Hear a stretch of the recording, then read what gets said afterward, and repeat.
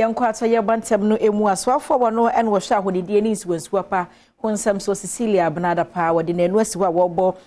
apro ewo ho na wokọ water treatment plant no bia ya omudi mfidie sisi wono ma wode eye ensu asone so mo manfo ho enye bianom de ho na maami kire se eka aban yi bo ede ko Galamsey eye ensu eye ni ade no so wo mu etu Galamsey yi etie mpanimfo asem no oje atu a kasa sika na bia aban ne betumi dia yade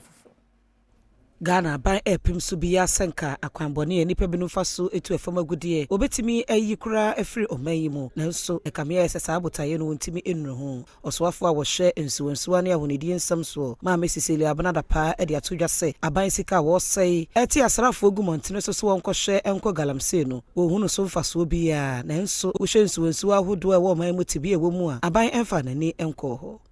ya ye nhyehyeye yaji mbosia ye pese ede ye nsuo ema adehye eno se ye nsuo no na nsuo no source no ya polu tu na na se ye Galamsey agumu a na ye koya na ye bae sebe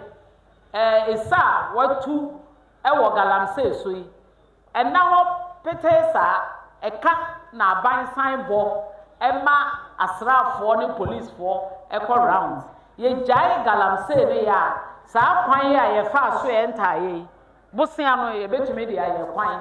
bosia betumi di si hospital bosia na betumi dia ye nsuo mo ama nipa ene adehye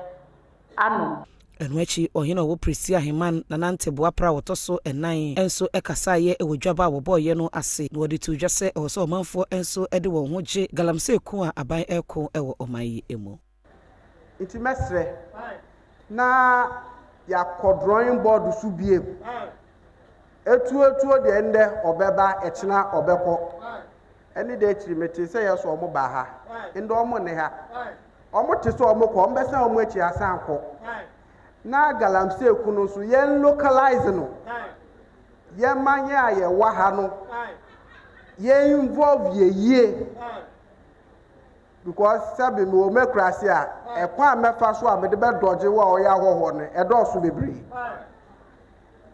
o de be fa so nso mefa fo into a wo fa helicopter ni si form no na ma doje